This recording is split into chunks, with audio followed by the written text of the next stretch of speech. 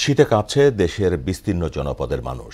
চুয়াডাঙ্গা ও গোপালগঞ্জে আজ দেশের সর্বনিম্ন তাপমাত্রা 10.2 ডিগ্রি সেলসিয়াস রেকর্ড করা হয়েছে, যা চলতি মৌসুমে দেশের সর্বনিম্ন তাপমাত্রা।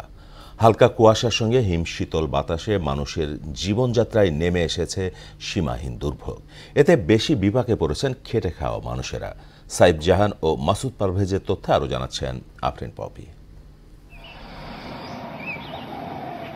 চুয়াডাঙ্গায় আজ 10.2 ডিগ্রি সেলসিয়াস তাপমাত্রা রেকর্ড করা হয়েছে। চলতি মৌসুমে জেলায় এটি সর্বনিম্ন তাপমাত্রা। হাড় কাঁপানো শীত ও হালকা কুয়াশার সঙ্গে হিমশীতল বাতাসে মানুষের জীবনযাত্রায় নেমে এসেছে সীমাহীন দুর্ভোগ। এতে খেটে খাওয়া দিনমজুর শ্রমিকরা চরম বিপাকে পড়েছেন। শীতজনিত রোগে আক্রান্ত হয়ে হাসপাতালগুলোতে বাড়ছে রোগীর সংখ্যা। এত শীতের তীব্রতা যে আমরা বাড়ি থেকে রাস্তায় বেরোতেই আমাদের খুব কষ্ট হচ্ছে ঠান্ডার কারণে। প্রচন্ড শীত পড়েছে, আমরা শীতের কারণে বাসা থেকে বের হতে পারছি না, কুয়াশার কারণে আশেপাশে কিছুই দেখা যাচ্ছে না। খুব দুর্ভোগের ভিতর চুয়াডাঙ্গাবাসী জীবন কাটাইতেছে।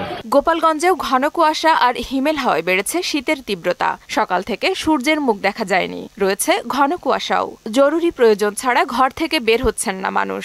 স্কুল কলেজে কমেছে শিক্ষার্থীদের উপস্থিতি। শীতে কষ্ট পাচ্ছে বৃদ্ধ ও শিশুরাও। প্রচন্ড ঠান্ডা আর কুয়াশায় চরম বিপাকে পড়েছেন নিম্ন আয়ের মানুষ। আগুন জ্বেলে শীত নিবারণের চেষ্টা করতে দেখা গেছে অনেককেই। আজকে প্রচন্ড শীত পড়ছে, বাড়ি থেকে বের হওয়াই যাচ্ছে না, তারপরেও পেটের যন্ত্রণায় অবশ্যই তো বের হতে হবেই। রোডে তো বার হতেই হবে, ভ্যান নিয়ে এই কারণে বার হয়েছি, কারণ 3 ডিসেম্বর ছেলে মেয়ে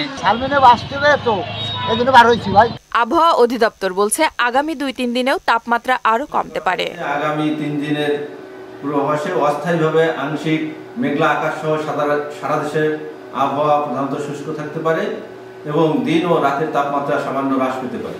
আফরিন পপি, মোহনা সংবাদ।